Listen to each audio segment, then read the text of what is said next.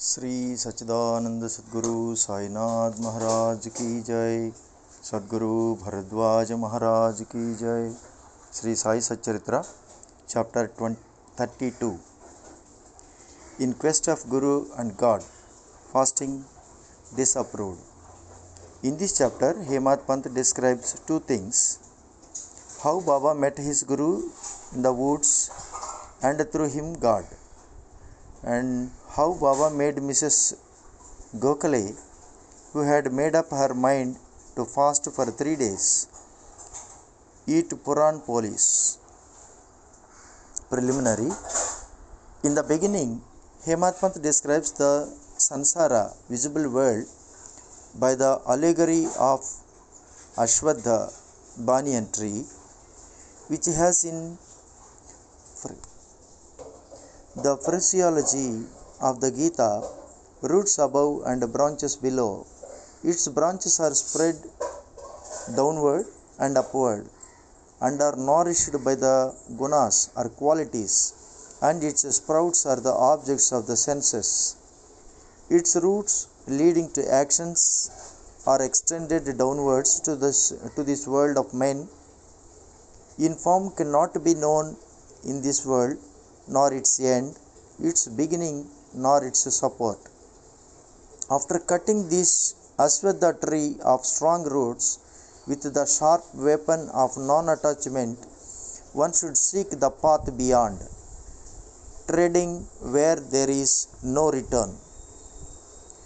For traveling this path, the help of a good guide, that is Guru, is absolutely necessary. However learned a man may be, or however deep his study of Veda and Vedant may be, he cannot reach his destination safely. If the guide be there to help him and show him the right way, he would avoid the pitfalls, and the wild beasts on the journey move aside. Baba's experience in this matter through the story which he gave out himself is really wonderful, which when attended to will give you faith, devotion and salvation. The quest. Once 4 of us were studying religious scriptures and other books, and being this enlightened, we began to discuss the nature of Brahma. One of us said that we should raise the self with self-efforts and not depend on others. To this, the second replied that he who controls his mind is blessed. We should be free from thoughts and ideas, and there is nothing in the world without us. The third said that the world phenomenon is always changing. The formless is eternal. So we should discriminate between the unreal and the real. And the fourth, Baba himself urged that bookish knowledge alone is worthless, and added, let us do our prescribed duty and surrender our body, mind and the 5 pranas to the Guru's feet. Guru is God, all pervading. To get this conviction, strong unbounded faith is necessary. While discussing in this way, we 4 learned men began to ramble through the woods in the quest of God. The 3 wanted to make the quest with their free and unaided intellect. On the way, a Vanjari, a man who trades in certain things such as grain etc. by carrying them on bullock, met us and asked, "It is hot now. Where and how far are you going?" "In the woods," we replied. He inquired, "On what quest are you bound?" We gave him an ambiguous and evasive reply. On seeing us rambling aimlessly, he was moved and said, "Without knowing the woods fully, you should not wander at random. If you want to walk through forests and jungles, you should take a guide with you. Why do you excite yourself unnecessarily during this hot noon sun? You may not give out to me your secret of the quest. Still you can sit down eat bread, drink water, take rest, and then go. Be always patient at heart. Though he spoke so tenderly, we discarded his request and marched on. We thought that we were contained men and needed nobody's help. The woods were vast and trackless. The trees therein grew so close and tall that the sun's rays could not penetrate through them. So we lost our way and wandered here and there for a long time. Ultimately, through sheer good luck, we came back to the place from where we started.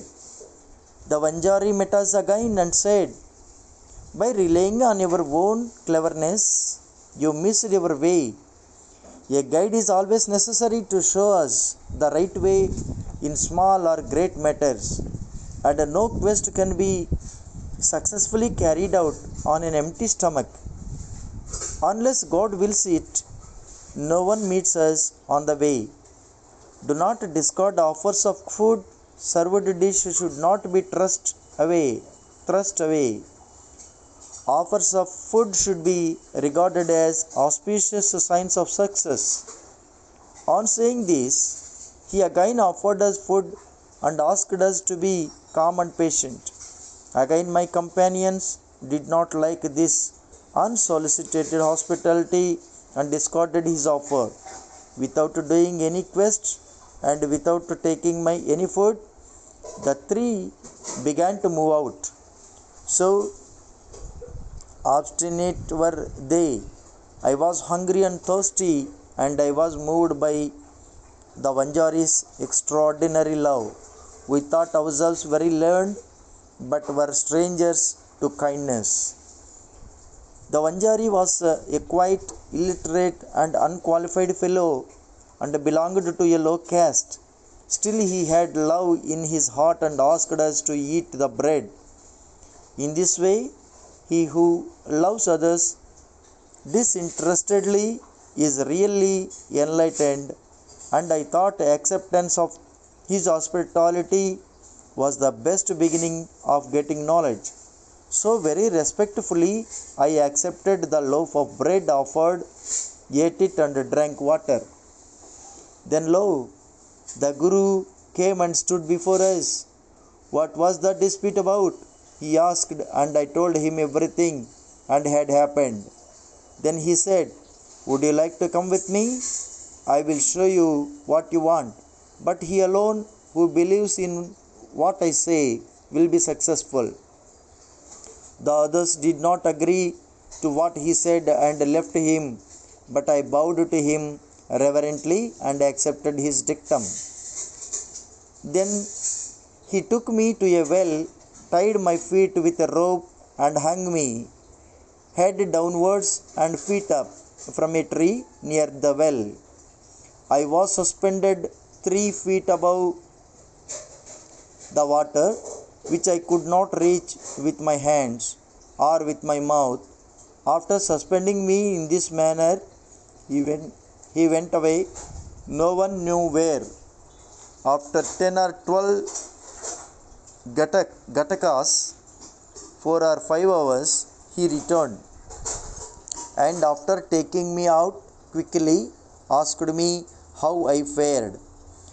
In bliss supreme I was. "How can a fool like me describe the joy I experienced?" I replied.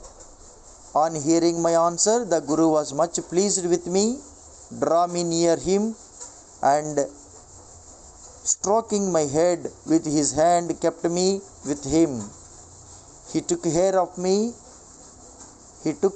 me as tenderly as a mother bird does of her young ones. He put me into his school. How beautiful it was! There I forgot my parents. All my attachment was snapped, and I was liberated easily. I thought that I should embrace him and keep staring at him always.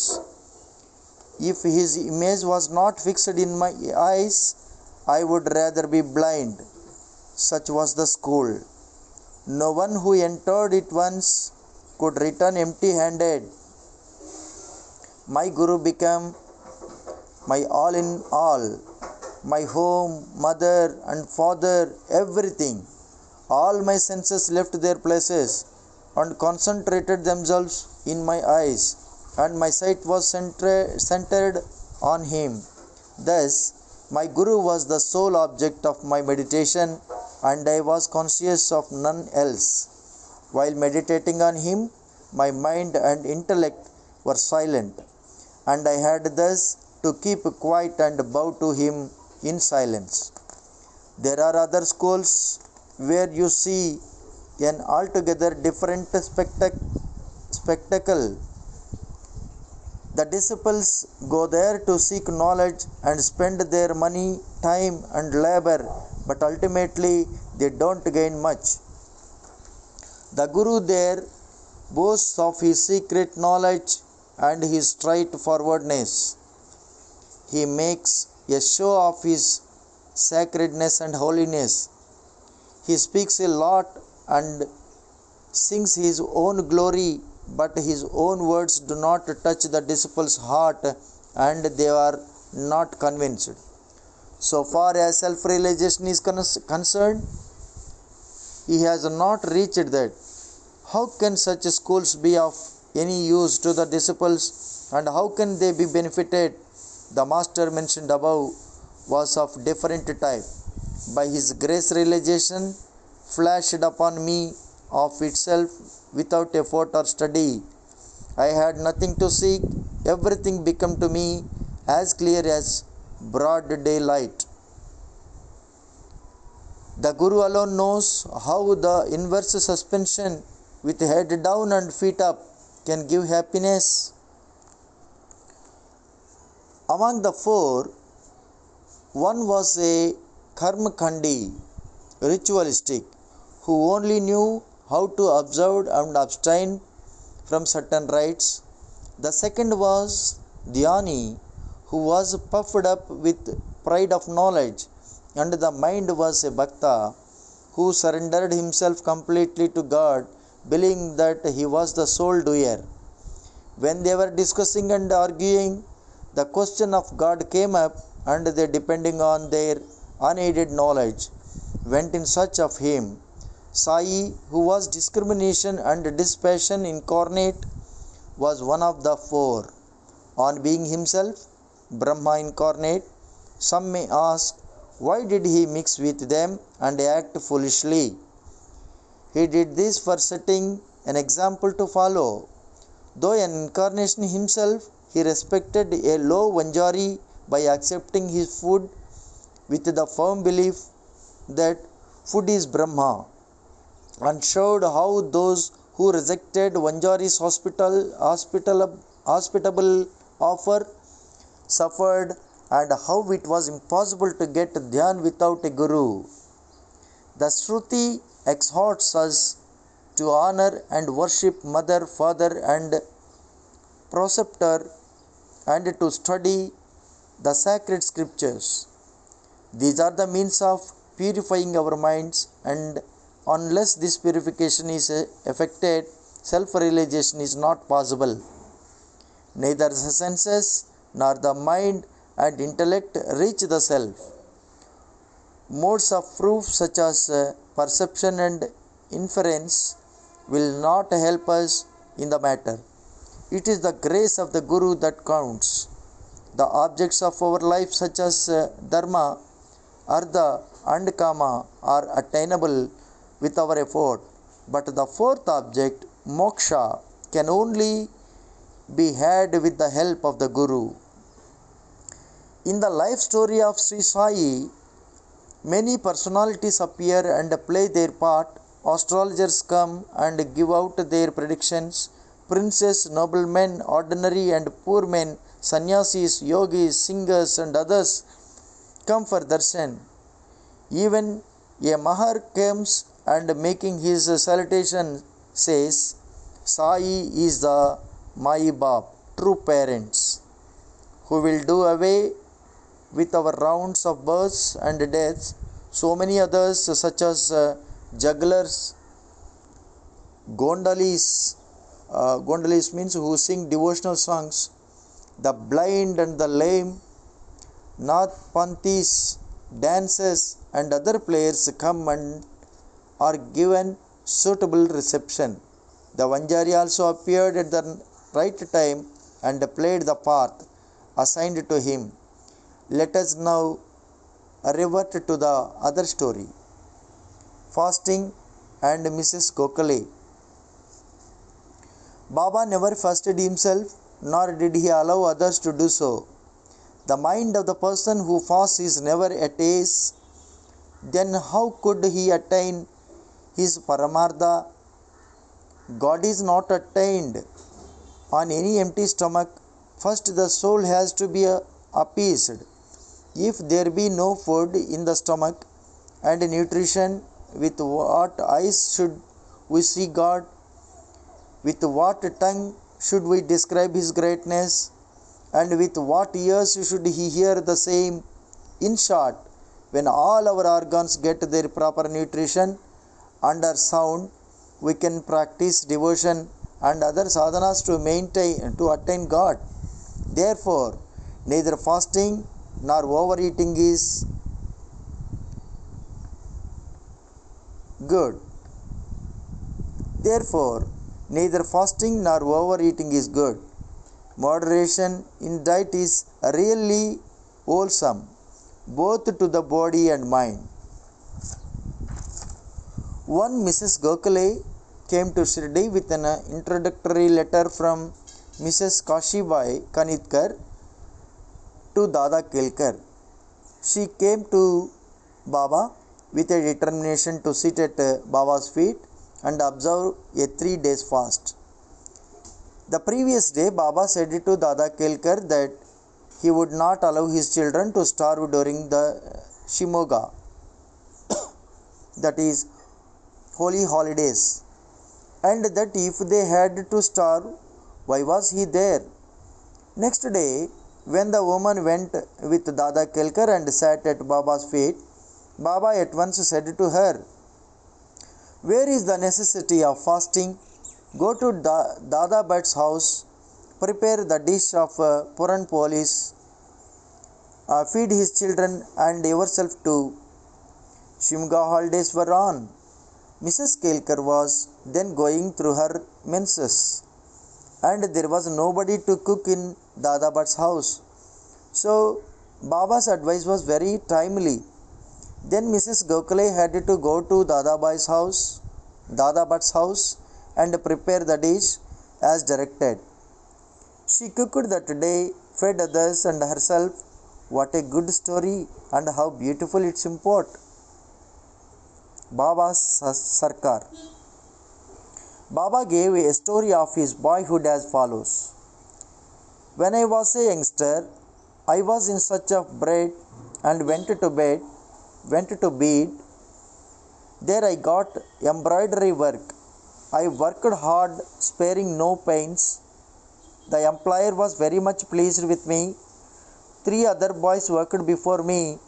The first got 50 rupees, the second 100 rupees, and the third 150 rupees, and I was given twice the total of this month, that is 600 rupees. After seeing my cleverness, the employer loved me, praised me, and honored me with a full dress, a turban for the head, and a shela for the body, etc.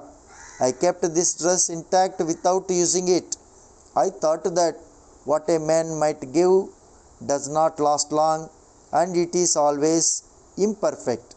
But what my Sarkar or God gives lasts to the end of time. No other gift from any man can be compared to his. My Sarkar says, "Take, take," but everybody comes to me and says, "Give, give." Nobody attends carefully to the meaning of what I say. My Sarkar's treasury, spiritual wealth is full. It is overflowing. I say, dig out and take away this wealth in cartloads. The blessed son of a true mother should fill himself with this wealth. The skill of my fakir The Leela of my Lord and the aptitude of my Sarkar is quite unique. What about me? Body, earth will mix with earth, breathe with air. This time won't come again. No matter where I go or where I sit, Maya always troubles me much. Still, I am always anxious for my men.